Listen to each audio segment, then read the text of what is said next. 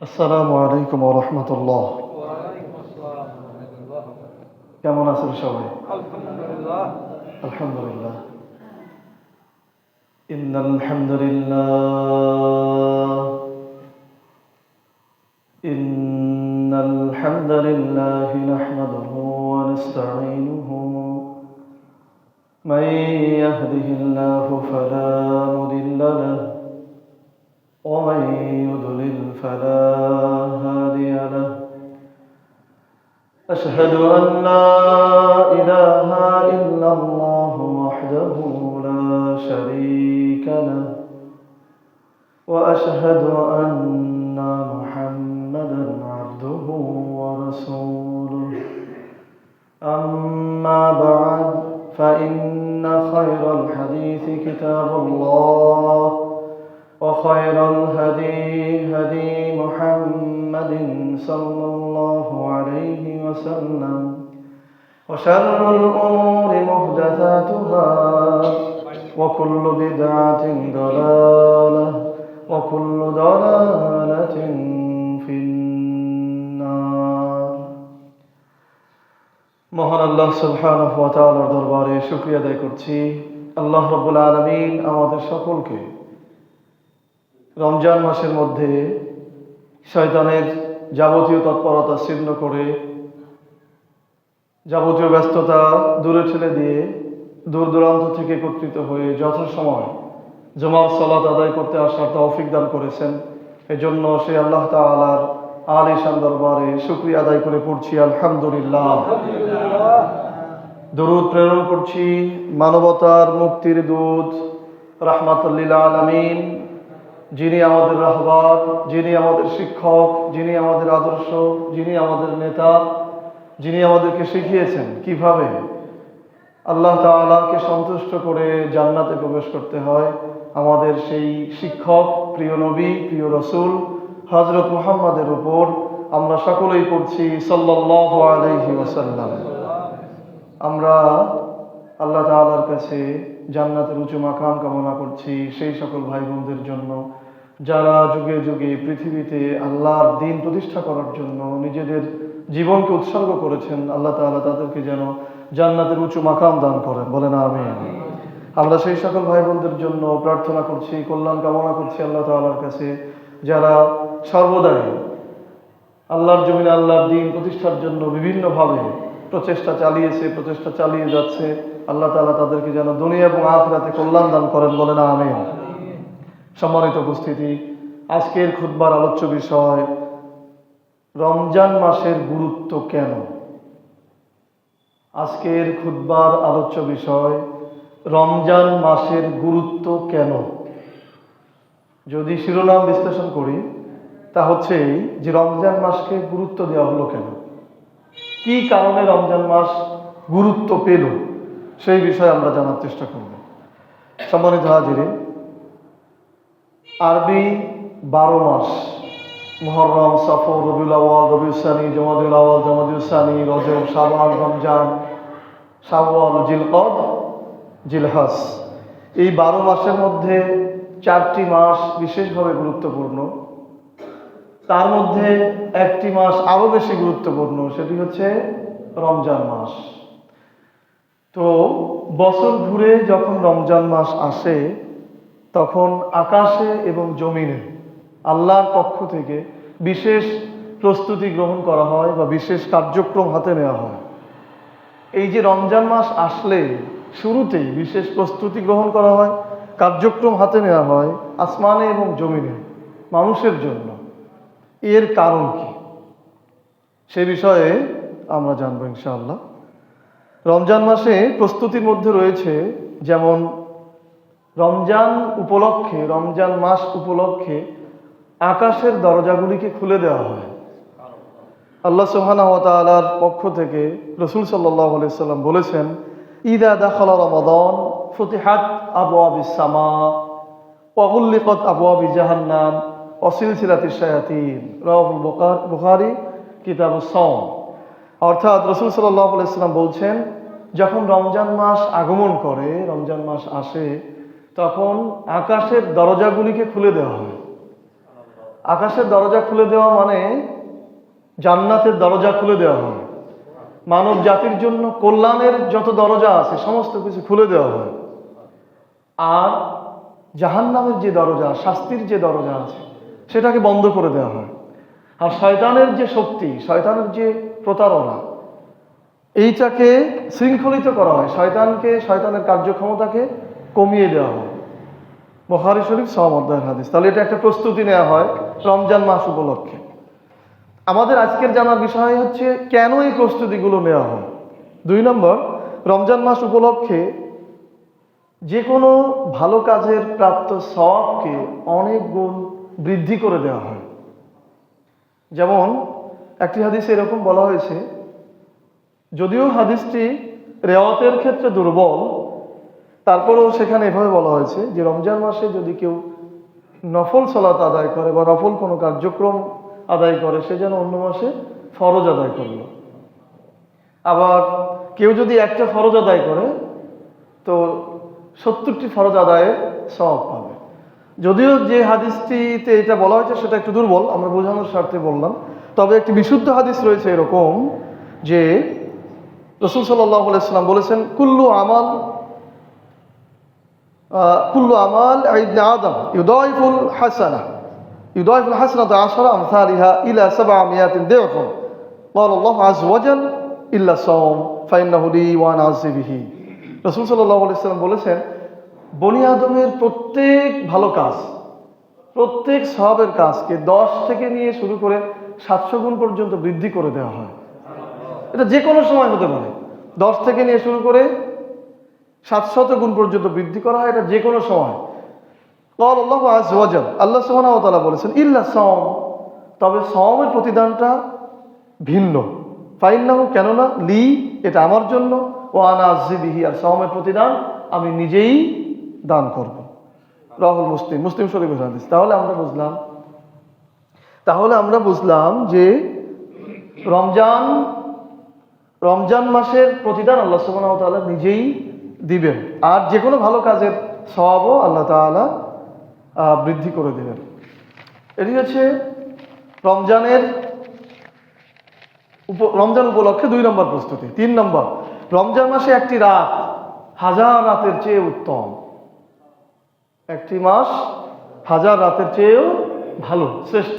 আল্লাহ সুবহানাহু ওয়া তাআলা বলেছেন, ইন্না আনসালনাহু ফি লাইলাতিল কদর ওয়া মা আদরাকা মা লাইলাতুল কদর লাইলাতুল কদরি খায়রুম মিন আলফি শাহর।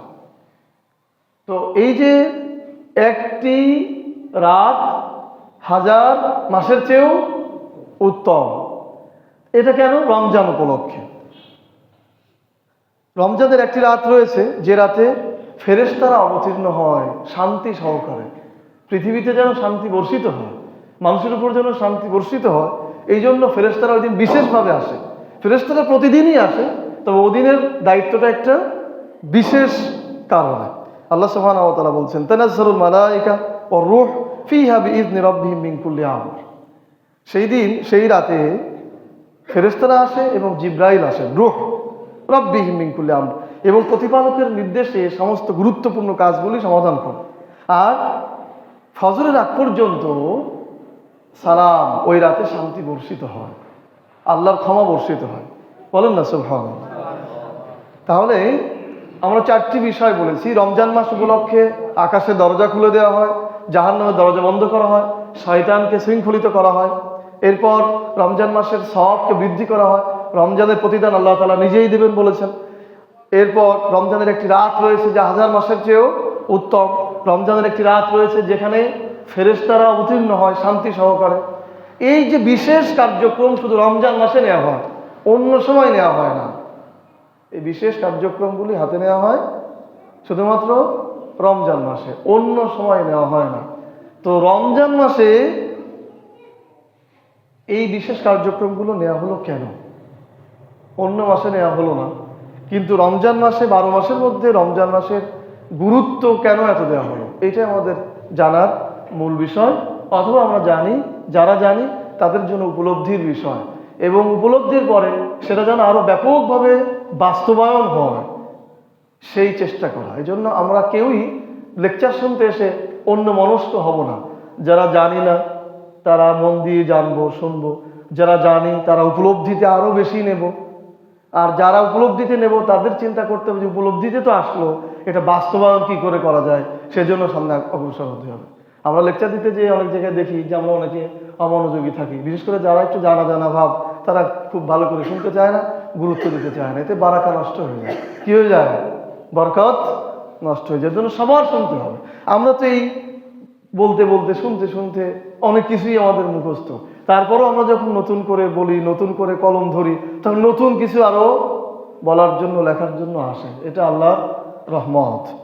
তাহলে আমরা বলছিলাম যে এই যে রমজান সম্পর্কে এত গুরুত্ব দেওয়া হলো, এর পেছনের কারণ কি?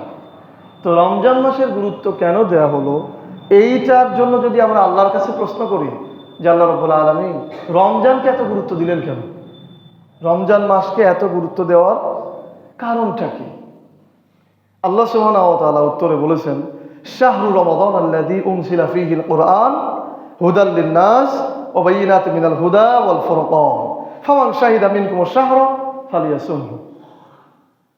আল্লাহর কাছে যদি প্রশ্ন করা হয় যে রমজানকে এত শ্রেষ্ঠ করলেন কেন, রমজান মাসে এত বরকত, রহমত, মাগফিরাত এগুলো দিলেন কেন, তখন আল্লাহ তাআলা বলছেন শাহরু রমাদান, এই যে রমজান মাস, তোমরা যে রমজান মাসের কথা বলছো, এই যে রমজান মাস, আল্লাযী যা উনজিলা ফীহিল কুরআন, যার মধ্যে আমি অবতীর্ণ করেছি কোরআন। বলেন না সুবহানাল্লাহ। যেই মাসের মধ্যে, যেই সময়ের মধ্যে আমি অবতীর্ণ করেছি কোরআন, সেই কোরআন কি?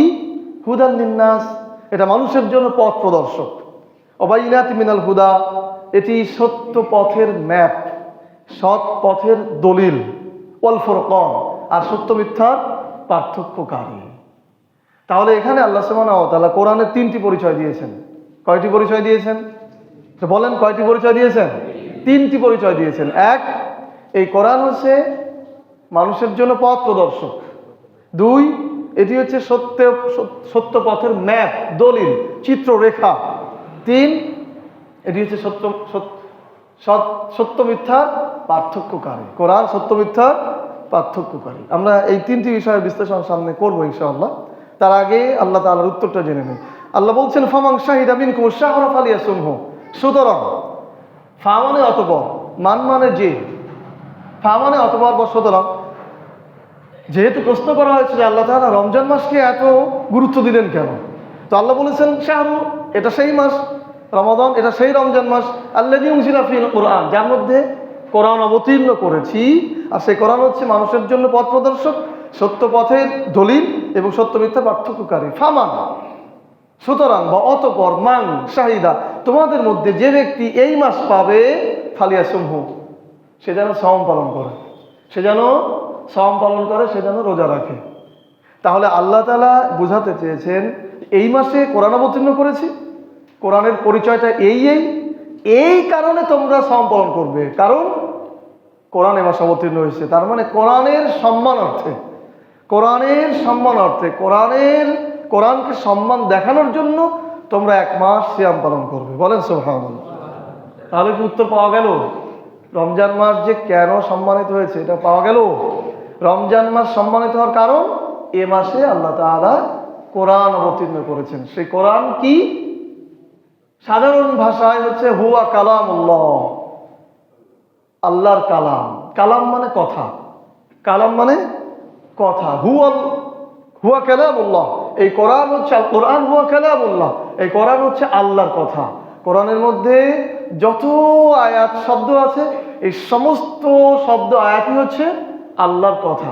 কিছু কথা আছে যা নবীদের দোয়া, নবীদের ঘটনা, বা মানুষের দোয়া বা বক্তব্য, বা কাফির মুশরিকদের কিছু ঘটনা, এগুলিও আল্লাহর কথা। কারণ এটা দুনিয়া থেকে আসমানে যে ঘুরে আল্লাহর পক্ষ থেকে আবার এসেছে মানুষকে বোঝানোর জন্য। তাহলে কোরআন হচ্ছে আল্লাহর কথা, আল্লাহর আদেশ, আল্লাহর নির্দেশ, আল্লাহর নিষেধ সম্বলিত একটা কিতাব বা একটা বই। আর আল্লাহ বলেছেন এটি হচ্ছে মানুষের জন্য পথ প্রদর্শক, সৎ পথের ম্যাপ বা দলিল, আর সত্য মিথ্যা পার্থক্যকারী। যেহেতু কোরআন এত কিছু, আল্লাহর কথা এই মাসে এসেছে, সুতরাং তোমরা এই মাসকে সম্মান দেখানোর জন্য, এই কোরআনকে সম্মান দেখানোর জন্য, এই আল্লাহর কথাকে সম্মান দেখানোর জন্য ফামান শাহিদা মিনকুম শাহরা ফালিয়াসুমহু, যাদের সামনে এই রমজান মাস আসবে তারাই সাওম পালন করবে। বলেন না সুবহানাল্লাহ। তাহলে রমজান মাসের গুরুত্ব কেন হলো? সবাই বলবেন রমজান মাসের গুরুত্ব কেন হলো? এই মাসে কোরআন অবতীর্ণ হয়েছে, এই মাসে কোরআন অবতীর্ণ হয়েছে। কোরআন কি? আল্লাহর কথা। বলেন কোরআন কি? আর আল্লাহ বলেছেন এই কোরআন হচ্ছে মানুষের জন্য পথ প্রদর্শক, মানুষের জন্য সৎপথের দলিল, মানুষের জন্য সত্য মিথ্যার পার্থক্যকারী। উদাহরণস্বরূপ আমরা যদি বলি, ফেব্রুয়ারি মাস চলে এখন, 21শে ফেব্রুয়ারি আমাদের দেশের একটা বিশেষ তাৎপর্যপূর্ণ দিন জাতীয়ভাবে, তাই না? 1952 সালের পূর্বে 1951 সালেও 21শে ফেব্রুয়ারি ছিল কিনা? ছিল।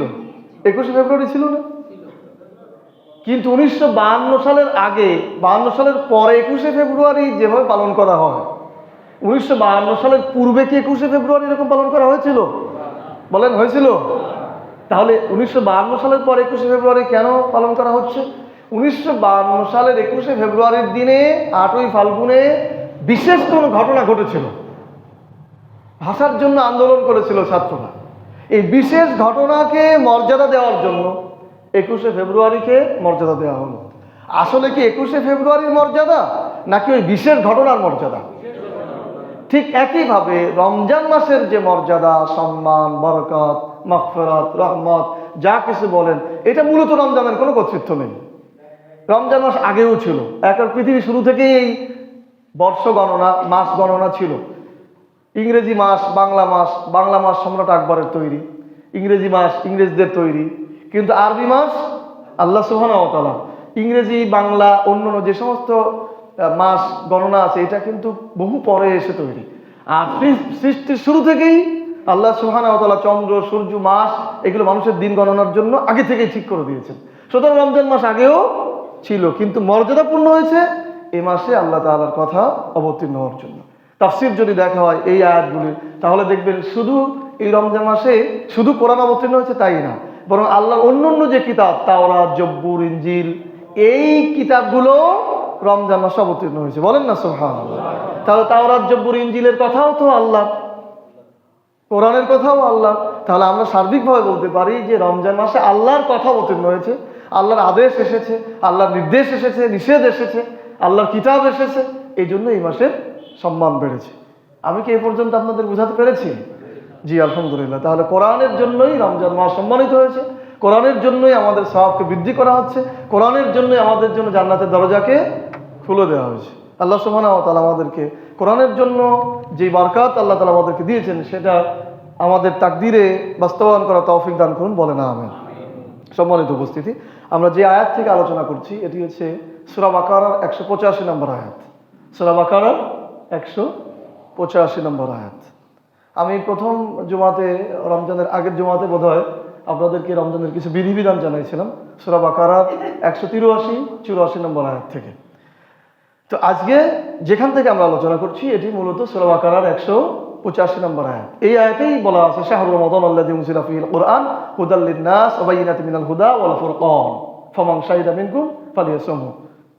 তো এই আয়াতে আল্লাহ সুবহানাহু ওয়া তাআলা কোরআন কেন্দ্রিক কয়েকটি শব্দ ব্যবহার করেছেন, কয়েকটি বাক্যাংশ ব্যবহার করেছেন। আমরা 5টি বাক্যের ব্যাখ্যা করার চেষ্টা করবো ইনশাআল্লাহ। এই আয়াতের মধ্যে কোরআন সম্পর্কে আল্লাহ সুবহানাহু ওয়া তাআলা একটি আয়াতের মধ্যে 5টি বাক্য ব্যবহার করেছেন। সেই 5টি বাক্যের বিশ্লেষণ করার চেষ্টা করব এবং আমরা তার থেকে শিক্ষা গ্রহণ করার চেষ্টা করবো ইনশাআল্লাহ। প্রিয় উপস্থিতি,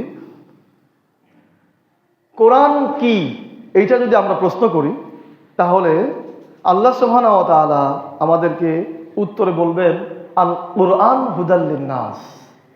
কোরআনটা কি এইটা যদি আমরা আল্লাহর কাছে প্রশ্ন করি যে আল্লাহ তাআলা আপনি যে আমাদেরকে কোরআন দিলেন, এই কোরআনটা কি জিনিস, তখন আল্লাহ বলবেন আল কুরআন।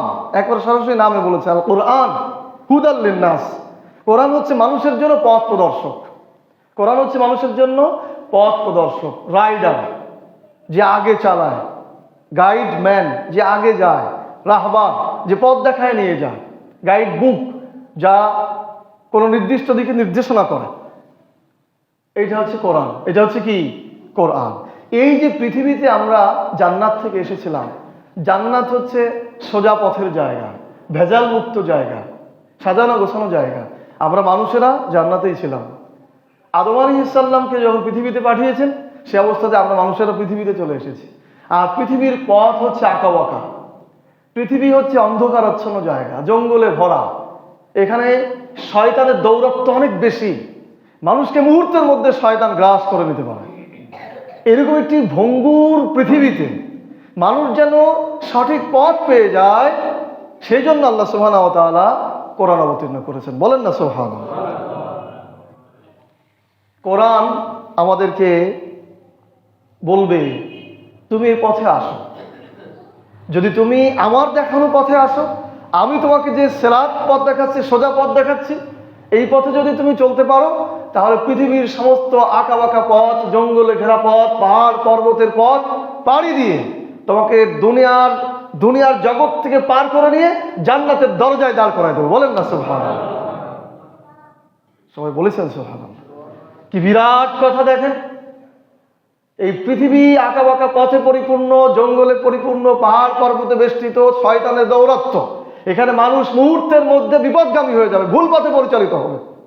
আর সে অবস্থায় এই বাঁকা পথগুলির সামনে দাঁড়িয়ে কোরআন বলছে, তুমি আমার পথে আসো, আমার পথ ধরে হাঁটো। এই দুনিয়ার আঁকা বাঁকা পথকে সোজা করে নিয়ে সোজা পথে দুনিয়া পার করায় তোমাকে জান্নাতের দরজায় দাঁড় করায় দেবে। সুবহানাল্লাহ। এই জন্যই কোরআনকে বলা হয়েছে পথ প্রদর্শক, যে সঠিক পথ দেখায় নিয়ে যাবে। কোরআন আমাদেরকে ডেকে বলছে, হে রাষ্ট্রের দায়িত্বশীলেরা। কোরআন আমাদেরকে ডেকে বলছে, হে রাষ্ট্রের দায়িত্বশীলেরা, তুমি রাষ্ট্রের দারিদ্রতা বিমোচন করতে পারছো না, রাষ্ট্রের জনগণের দারিদ্রতা বিমোচন করতে পারছো না। আমি কোরআন তোমাকে যেই পরামর্শ দেব, আমি কোরআন তোমাকে যেই পথ দেখাবো, এই পথে তুমি আসো, এই পথে তোমার রাষ্ট্র পরিচালনা করো, তাহলে তুমি দারিদ্রতা বিমোচন করতে পারবা। তোমার জনগণের মাথা পিছু আয় বেড়ে যাবে। কথা কোরআন বলেছে। আর এই কথা কোরআন বলা মানে আল্লাহ বলেছেন। আল্লাহ বলেছেন যে তুমি তোমার রাষ্ট্রে সুদ বন্ধ করে দাও, ধনীদের থেকে যাকাত আদায় করো, আর হালাল জায়গায় বিনিয়োগ করো, অর্থ বিনিয়োগ করো। আমি তোমাদের জন্য আকাশের দরজা, পৃথিবীর কল্যাণের দরজা খুলে দেবো। বলেন না সুবহানাল্লাহ। ওয়ালাউ আন্না আহলাল কুরআ লাফাতাহনা আলাইহিম বারাকাতিন মিনাস সামা ওয়াল আরদ। যদি তুই আমার কথা মতো চলো, আকাশ থেকে খনিজ পদার্থ ঢেলে দেবো, লোহা আসবে, আকাশ থেকে বৃষ্টি বর্ষণ হবে, বরকতে পরিপূর্ণ হয়ে যাবে পৃথিবী, ফসল ফলবে, দুর্ভিক্ষ থাকবে না, তোমার জনগণের মাথা পিছু আয় বেড়ে যাবে। বলেন না সুবহানাল্লাহ। কোরআন আমাদের রাষ্ট্রের বিচারকদেরকে ডেকে বলছেন, হে বিচারকেরা, তোমরা ন্যায় ইনসাফ প্রতিষ্ঠিত করতে পারছো না, মজলুমের অধিকার দিতে পারছো না, অপরাধ নিয়ন্ত্রণ করতে পারছো না, মামলার জট কমাতে পারছো না। আমি কোরআন তোমাকে যেভাবে বলছি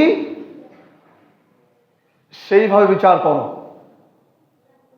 সেই পথে তুমি আদালত ব্যবস্থা পরিচালনা করো, তাহলে তুমি হত্যা কমাতে পারবা, মামলার জট কমাতে পারবা, তাহলে তুমি মানুষের অধিকার প্রতিষ্ঠিত করতে পারো, মাজলুমের অধিকার দিতে পারবা, বিচারহীনতার সংস্কৃতি আর থাকবে না। আল্লাহ সুবহানাহু ওয়া তাআলা বলেছেন, ওয়ালাকুম ফিল কিসাস হায়াতুন ইয়া উলিল আলবাব।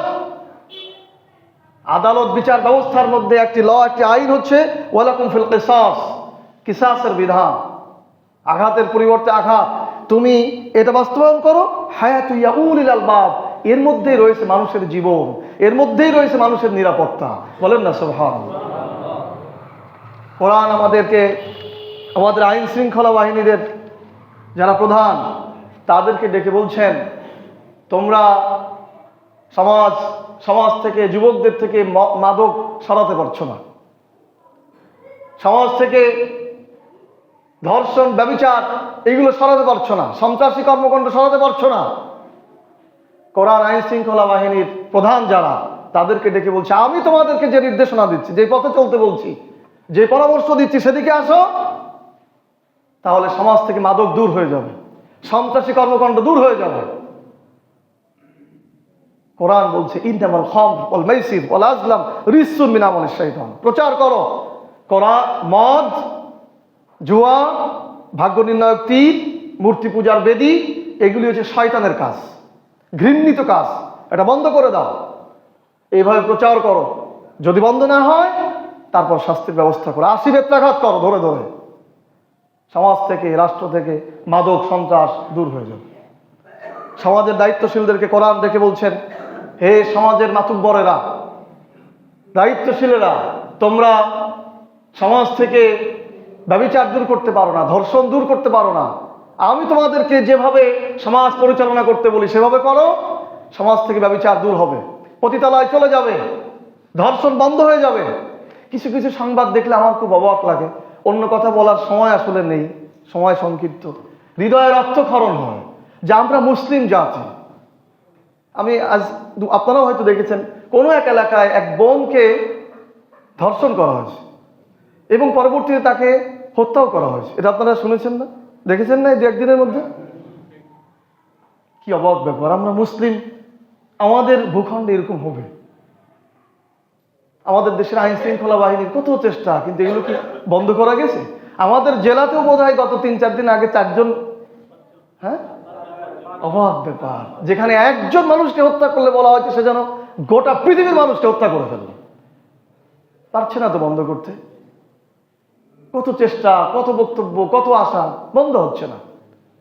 এজন্য কোরআন ডেকে বলছে, আমি তোমাদেরকে যা বলছি সেটা করো। সমাজ থেকে জেনা, ব্যভিচার, ধর্ষণ এগুলো যদি বন্ধ করতে চাও, আমার পরামর্শ, তুমি ঘোষণা করো, নিসাইল মুমিনিন ইউদনিনা আলাইহিন্না মিন জালাবিবিহিন্না, হে মুমিন নারীরা তোমরা জিলবাব পরো, তোমাদেরকে চেনা যাবে, তোমরা মুমিন, তোমাদের সাথে কোনো দুষ্টুমি করা হবে না।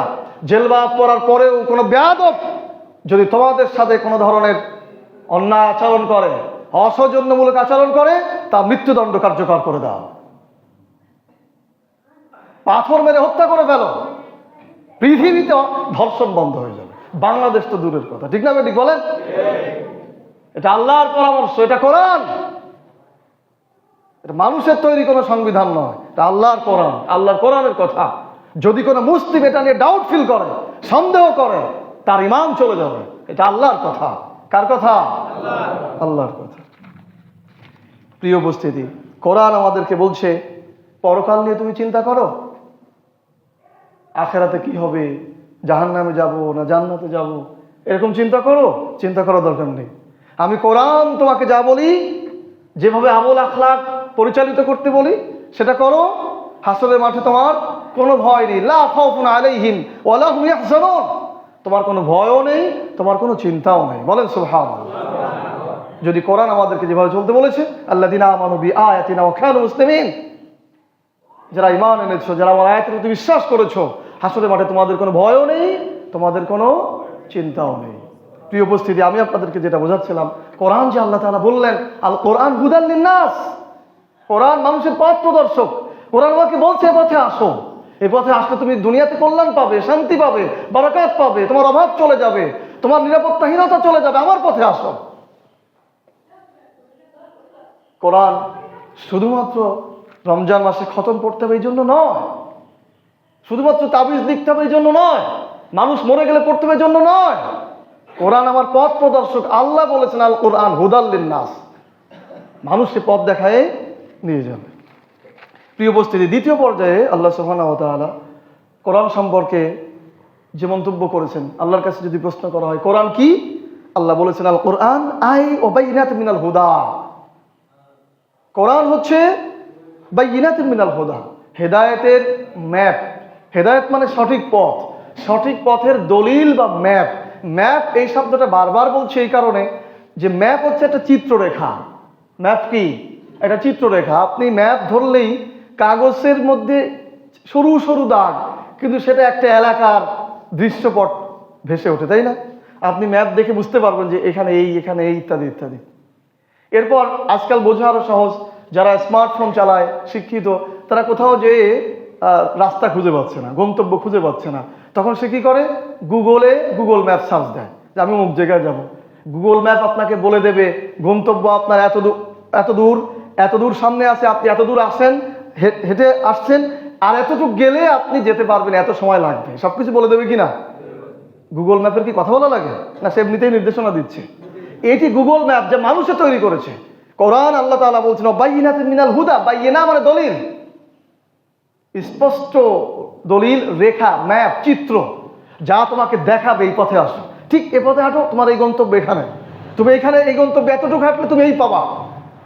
এই জন্য আল্লাহ তাআলা বলেছেন বাইয়িনাতিন মিনাল হুদা, এটা ম্যাপ, তুমি এই ম্যাপের উপরে দাঁড়াও, এই ম্যাপ তোমাকে নিয়ে যাবে সঠিক পথে। বলেন না সুবহানাল্লাহ।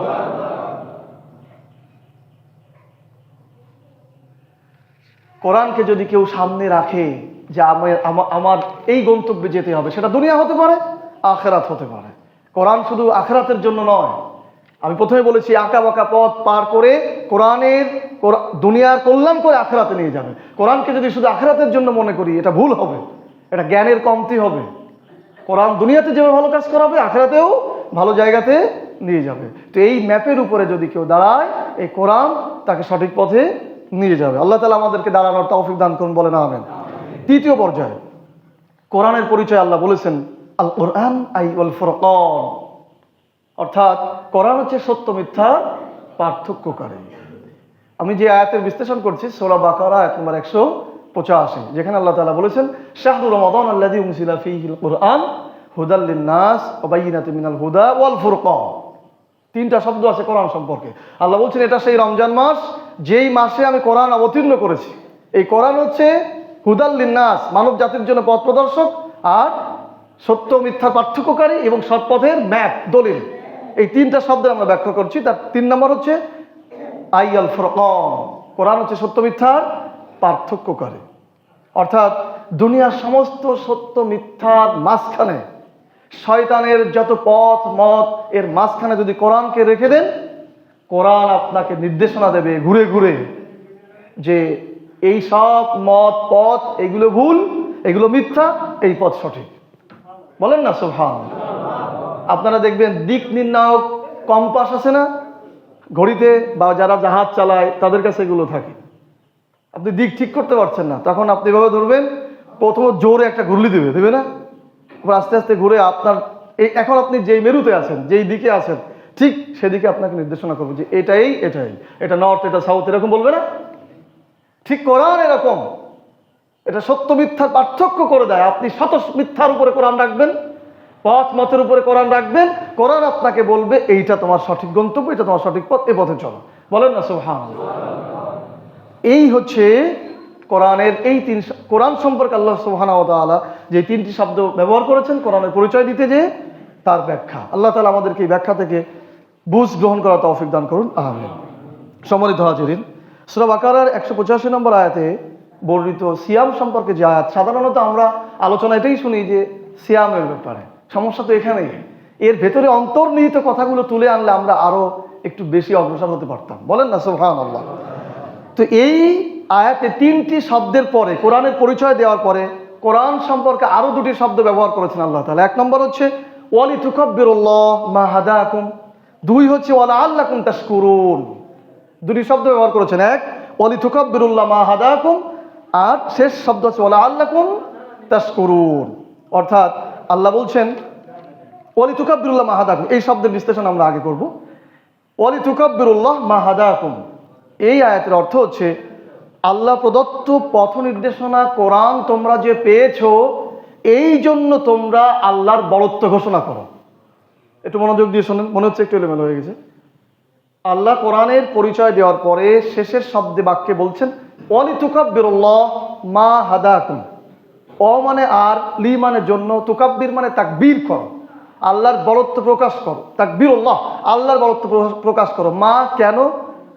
হাদাকুম, হাদা মানে এই হেদায়েত তোমরা পেয়েছো, এই জন্য, কুম মানে তোমরা, অর্থাৎ তোমরা যে কোরআন নামক এই হেদায়েত গ্রন্থ পেয়েছো, তোমরা যে কোরআন নামক এই বই পেয়েছো, এই গাইডলাইন পেয়েছো, এই জন্য তোমরা আল্লাহর বড়ত্ব ঘোষণা করো। বলেন আল্লাহু আকবার।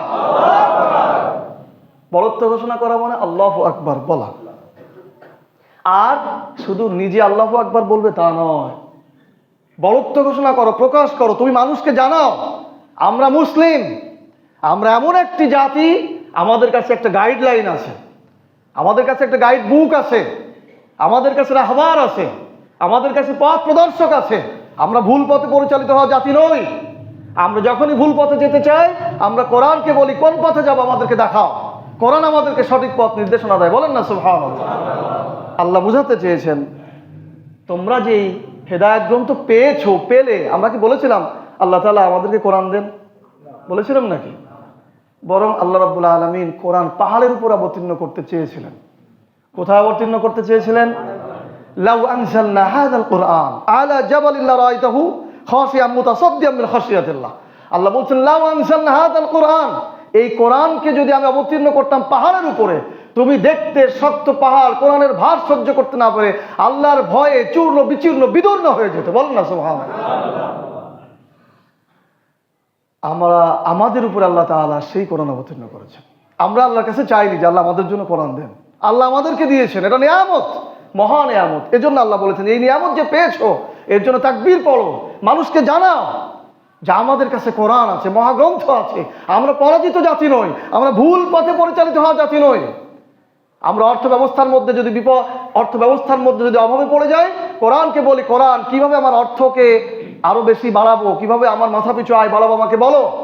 কোরআন আমাকে বলে দেবে। আমি যখন সন্ত্রাসের মধ্যে পড়ে যাব, বিচারহীনতার মধ্যে পড়ে যাব, আমি কোরআনকে বলবো, কোরআন আমাকে বলো কিভাবে আমার রাষ্ট্রের আইন শৃঙ্খলাকে নিয়ন্ত্রণ করতে পারি। কোরআন আমাকে বলে দেবে, তুমি এই আইন বাস্তবায়ন করো, তোমার রাষ্ট্রের আইন শৃঙ্খলা ফিরে আসবে। বলেন না সুবহানাল্লাহ। এইভাবে প্রচার করতে বলা হয়েছে, মুসলিম জাতিকে বলা হয়েছে, প্রত্যেক মুমিনকে বলা হয়েছে।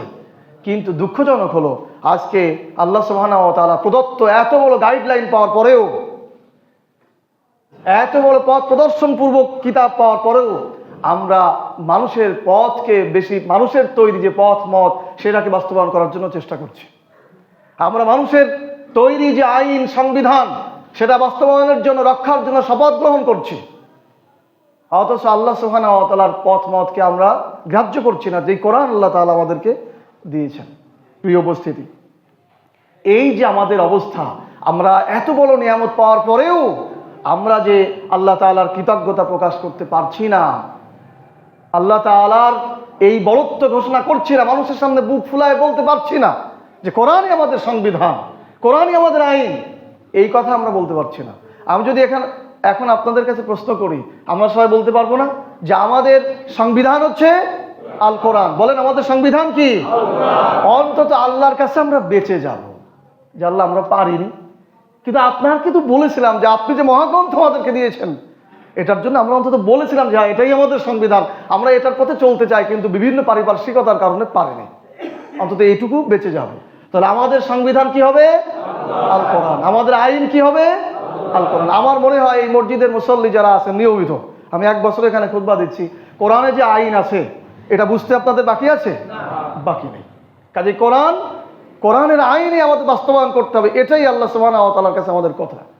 প্রিয় উপস্থিতি, আমি যেটা বলছিলাম, তো এই যে দুঃখজনক ব্যাপার, আমরা এটা মানুষের সামনে বলতে পারছি না, আমাদেরকে ব্যাপকভাবে বলতে হবে কোরআন হচ্ছে সংবিধান, কোরআন হচ্ছে আইন গ্রন্থ, আল্লাহ এটা বাস্তবায়ন করতে বলেছেন। সম্মানিত হাজিরিন, সর্বশেষ যে শব্দটি আল্লাহ সুবহানাহু ওয়া তাআলা ব্যবহার করেছেন সেটি হলো ওয়ালাআল্লাকুম তাশকুরুন। তোমরা যে এই কোরআন পেলে এর জন্য হয়তো তোমরা কৃতজ্ঞতা প্রকাশ করবে, হয়তো তোমরা শুকরিয়া করবে। ওয়ালাআল্লাকুম তাশকুরুন, ও মানে আর, আল্লাহ মানে সম্ভবত, কুম মানে তোমরা, তাশকুরুন মানে তোমরা কৃতজ্ঞতা প্রকাশ করবে। মানে আমি যে তোমাদেরকে কোরআন নামক এত বড় মহাগ্রন্থ দিলাম এই জন্য তোমরা কৃতজ্ঞতা প্রকাশ করবে, এটা আল্লাহ চেয়েছেন।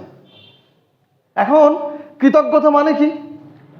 আমরা সাধারণত বলি, যদি এখনই বলি যে আল্লাহ তাআলা আমাদেরকে সুস্থ রেখেছেন, আমরা আল্লাহর কাছে শুকরিয়া আদায় করি, কৃতজ্ঞতা প্রকাশ করি, বলেন আলহামদুলিল্লাহ, তাই না? ঠিক আছে, এটা মৌখিক কৃতজ্ঞতা, এটা মৌখিক কৃতজ্ঞতা। শুকরিয়া হচ্ছে কি? মৌখিক। আল্লাহ তাআলা আমার হাত দিয়েছেন, আমার পা দিয়েছেন, আমাকে শক্তি দিয়েছেন, কথা বলার শক্তি দিয়েছেন, জ্ঞান দিয়েছেন, মেধা দিয়েছেন, আলহামদুলিল্লাহ, এটা মৌখিক স্বীকৃতি। কিন্তু আসলে আল্লাহ সুবহানাহু ওয়া তাআলা যেটা চেয়েছেন মৌখিক স্বীকৃতি এবং কাজে পরিণত করা।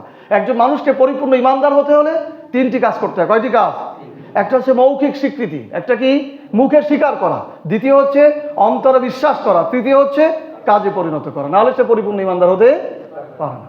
তাহলে আমি মুখে বললাম আলহামদুলিল্লাহ, কিন্তু হাত দিয়ে কাজ করলাম আল্লাহ যেটা নিষেধ করেছেন সেটা, তাহলে কি কৃতজ্ঞতা প্রকাশ হলো? আমি মুখে শুকরিয়া করব এবং হাত দিয়ে আল্লাহ তাআলা আমাকে যেটা বলতে বলেছেন সেটা করব, তাহলেই কৃতজ্ঞতা প্রকাশ হবে।